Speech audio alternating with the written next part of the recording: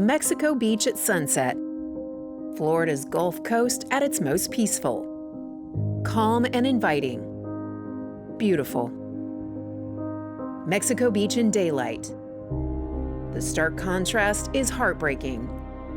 Much of the debris is gone, shells of homes and concrete pads remain. Some people can't bear to tear down what was once their Gulf View paradise. Hurricane Michael was the first Category 5 storm to hit the United States since Andrew in 1992.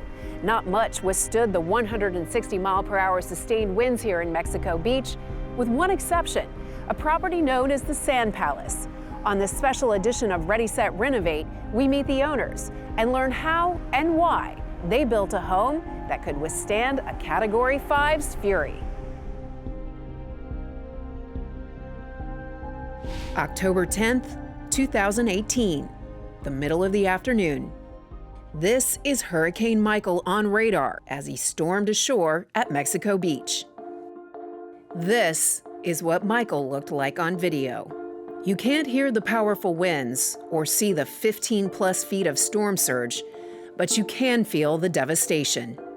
This video came from a camera mounted on the dream home of attorney Russell King and Dr. LeBron Lackey. Russell always would talk about having to build one that would survive the big one, because we did intend it to pass from generation to generation. And we would even talk about, a hurricane that it might someday face. But these two men from Tennessee, this uncle-nephew partnership, didn't expect to face that hurricane less than 6 months after they finished their construction.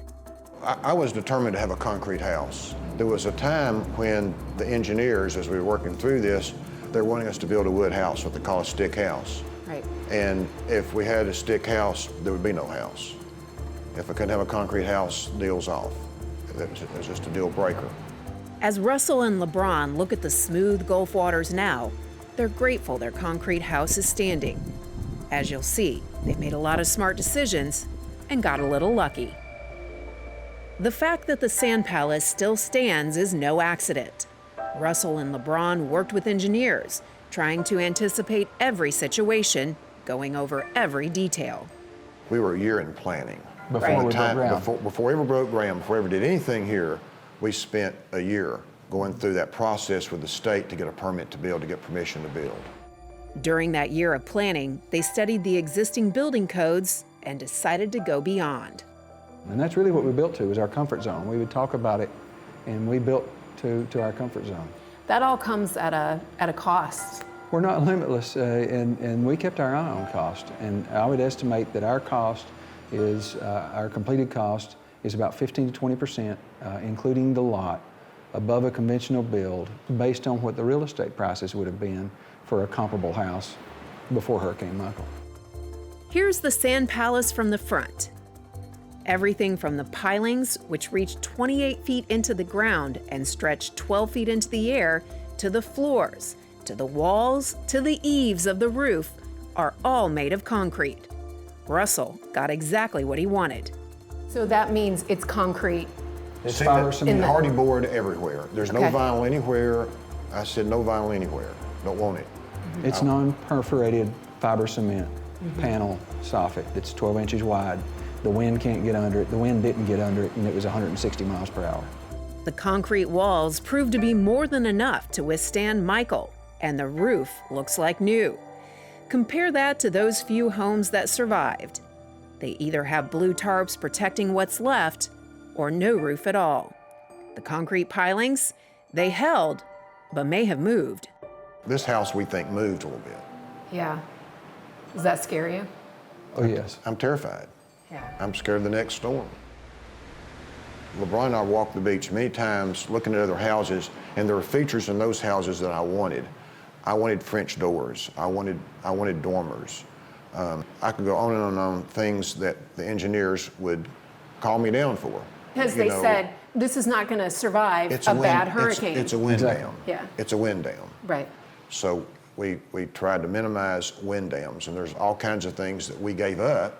Right. More so me than LeBron, because they would call me down and say, Right. we thought you wanted a hurricane house. Windows, no argument there.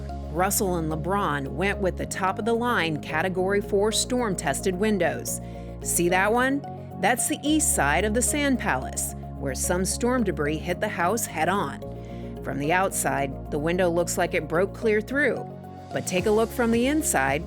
It actually didn't break clear through. That window, the inside pane held. It's still there. And it's solid. And we did not take any moisture in through this window. It did exactly what it's supposed to do. The outer pane broke with a debris impact, but the inner pane held. Before Michael, Mexico Beach banked on visitors looking for a quiet, quaint vacation location. And the star attraction? The Pier. You see the pier in this promotional video, extending deep into the Gulf of Mexico. So part of the reason you loved this lot in particular is because you wanted to sit up there on the balcony and look at what used to be the pier, right? Yeah. And it's just gone. The entire pier. And the pier was a great place. It was where everybody met and you know, people would come and go fishing, and the parking lot was just here on the other side of this mound of sand. So they're rebuilding it now. They're rebuilding it. They're bringing in some sand, and I sure hope the pier's going to come back, because this is where the pier was. And the pier was just the iconic spot that represented Mexico Beach. So, coming up next on Ready, Set, Renovate, the leaks, the cracks, and the breakaway concrete. Every piece of this house was tested. Every piece was tested. Any one of those fail, you lose the house.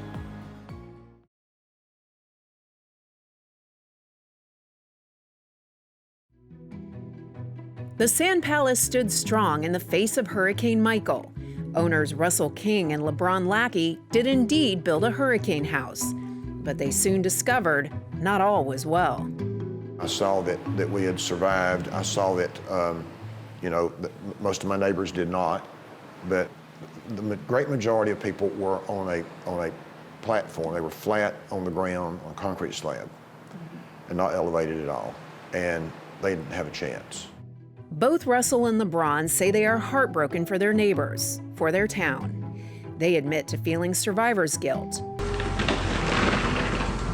So they got involved, offering their home to first responders and others who came from miles away to help. And they deeply appreciate their good fortune. Every piece of this house was tested. Every piece was tested. Our roof was tested. Our windows and doors were tested. Our siding was tested. Our foundation was tested. The pilings were tested. And so any one of those fail, you lose the house. So when LeBron arrived, he saw the good through the bad, starting with the ground floor. I was startled by the scour of the ocean surge that would pull the gravel, that pulled the gravel out from under our grade level concrete. And then, of course, all of our ground structure was designed as breakaway, and all of that was gone. This is Josh Griffin with Alpha Foundation. He's here to deal with the slab and the pilings. Remember when Russell said he thought the house moved? Josh knows it did. So see this crack through here on the slab? All the way through. And all this used to be full of sand underneath here. And you can see how much this has dropped. It was up here. So that's what you call scouring. Scours, all this is eroded away from underneath there from water. So layer by layer, you start eating away at the foundation. Then the slab and whatever's sitting on top of it will move and sink. So very good technology to use here is polylevel, which is a polyurethane expanding foam that's structural. So we inject it in and it expands in about 8 to 10 seconds. And then we can actually lift the concrete with it. So it gives a stabilization and it fills the voids. One here, here. Josh says his crew can repair those cracks in the piling with what he calls a pile jacket. And the fix sounds like its name. Then we install a jacket around the pile that gets filled with epoxy. That jacket might be 7 or 9 feet long, centered on the damaged area. And it'll give about 1 to 2 inch annular space around the piling. Does that make it as good as new, or is it still compromised? There's actually technology that you even use in bridges if need be. And more common here is for us to use them on wood pilings, because after about 30 years, they start to deteriorate and rot right at the ground level. So you can restore that structural integrity of that pile using this method. Inside the house, there's damage to the ceilings and some walls. Russell and LeBron traced it to a set of doors on the 3rd level that they weren't able to get fixed and sealed before the storm hit. We had some troubles with the install, and we actually took moisture through some of the doors into the interior of the home as a result of that. It let the water in, Right. and then the water didn't do much damage here, but it Seeped down into the seeped ceiling. down below. Right. One of the things that we think saved us are floor drains. Our floors are all 100% tile. We don't have any carpet, and tile, of course, sheds water really well. As fast as it would go out through the drain, it wasn't a problem, but it couldn't all go that way, so it went to the low point. If I had it to do over again, I think we'd put more drains in, maybe in the kitchens on each floor. It's one of those tough decisions because that is definitely function over form. I mean, who wants to build a beautiful house like this and have a drain in the middle of the floor? But you see the value in it, obviously. My wife was the esthetician for the house. Yeah. And so Russell and I would do these, we would make form decisions. In every case, when it came to be a function over form, we always went in function. Those doors that are marked up will come out. They'll be replaced with brand new ones that will be sealed correctly. Russell and LeBron say the damages exceed 6 figures. They expect it will take months for the Sand Palace to return to its original glory. But they're energized about what's next. The success of this house is replicable. And I want everyone to understand that success is replicable. Get an engineer that knows what they're doing. Number two, what he says about substance and form. What does it look like? You know, I don't want to have a drain in the middle of the kitchen floor. Have a drain in the kitchen floor. Right. Put a rug over it. Do something you can cover it up. The other thing I want everyone to understand that I feel about this house is that we're not talking about that much more over conventional construction. Not that much more in terms of time, not that much more in terms of cost. What other advice would you give to homeowners if they're starting from Don't build a scratch? house. Neither one of us ever built a house before, and never build another one. This is it. I speak for myself on that. Never build another one. Coming up next on Ready, Set, Renovate, in the days just after Hurricane Michael, so many people were faced with the same decision. We looked at the house and how it was, the surge in there and everything turned inside out. And, I said, is there any place else you want to live? She says, no, I love it here. I want to stay.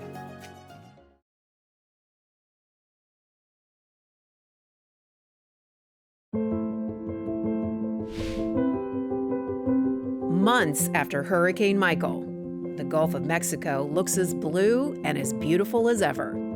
But there's no one on the beach. More homes are missing than standing, replaced by trucks and trailers and RVs.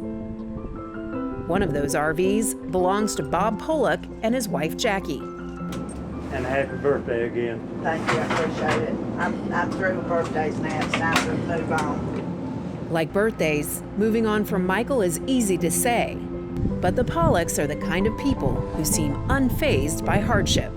A hurricane nearly levels their home. They park an RV and they get to work. We're very fortunate that we have what we have. And what they have is a home that looks pretty good, all things considered. The roof is on, they're still waiting on some windows, and plywood protects the work going on inside. You've got, everything is demoed pretty much. You still have a little bit of cleanup here, but new insulation in the walls, and you're just kind of waiting for the sheetrock at this point. Yes, we actually moved the walls out to make a bigger closet, bigger bathroom. Right. We're putting a pocket door here to be able to go to the washer and dryer. Jackie made Bobby evacuate ahead of Michael, but some neighbors stayed, expecting the high winds, but never counting on the 15-plus foot storm surge and waves on top of that. Bob nearly lost a neighbor and friend to flooding right next door. He was 80 years old and he was in a wheelchair. He couldn't get up at all. So the son had a mattress that he floated him around on, the mother and the father. And actually the wall broke, which allowed some, after the raised up, allowed to start going out, which was able to save them because they was getting so high up. You know. And that was a brick house, That was right? a brick house. This is what's left of my house after the flood.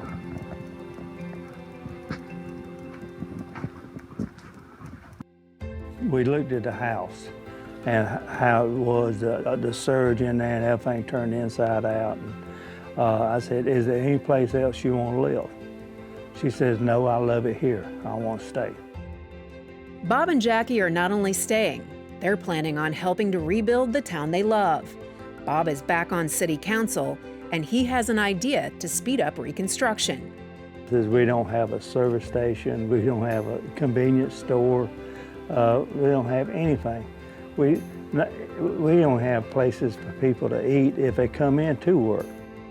Bob's plan is to allow construction crews to bring in trailers to live in, sleep in, and eat in, so that they can come to Mexico Beach and rebuild. We got to rebuild our city. We're not dead.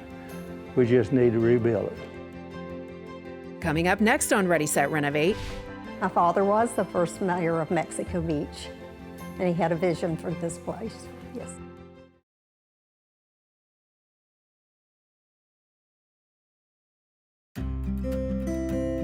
The Mexico Beach Pier. When Hurricane Michael washed this simple structure into the sea, history repeated itself, because this pier wasn't the first at Mexico Beach. But this one was the first one, and it had a restaurant on it, it had bathhouses, it had a dance floor, so it was just... You had a lot of good times in there, didn't you? No. No? That's the bad thing. I was a child. I went as a child, and then a hurricane takes them out.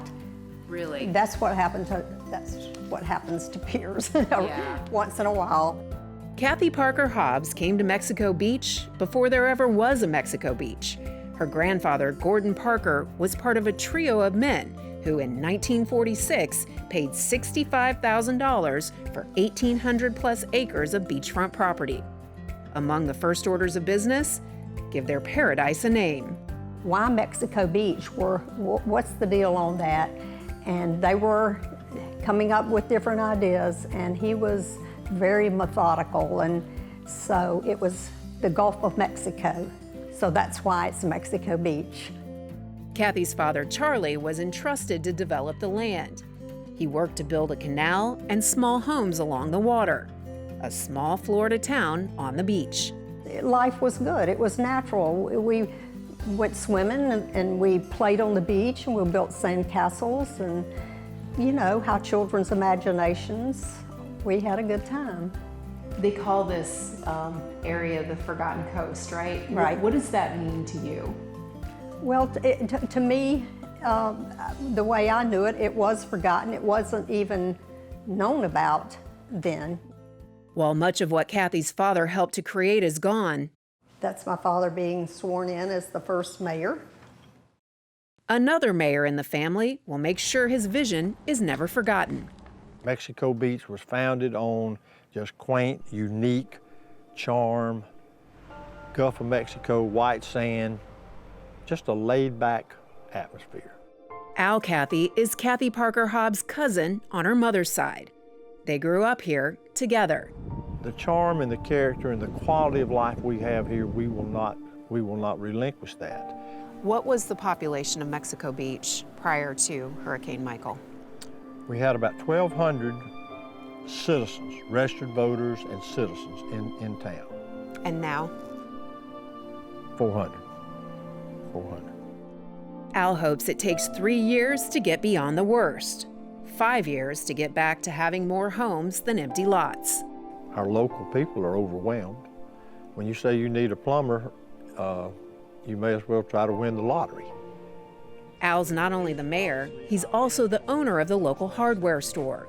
One of his buildings came through the hurricane, and he was able to repair and reopen. What are you selling the most of? What's building material? Wood? Lumber, wood, plywood, roofing metal. Because people are now starting to rebuild. That's right. This is the location of our office for many, many, many years.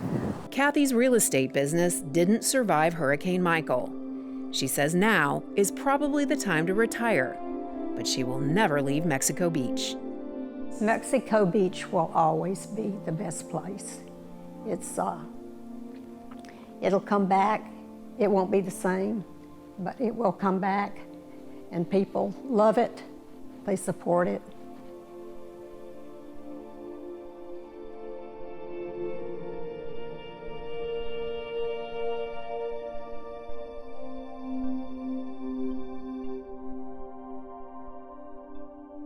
If you would like more information about Ready, Set, Renovate, please visit us at ReadySetRenovate.com.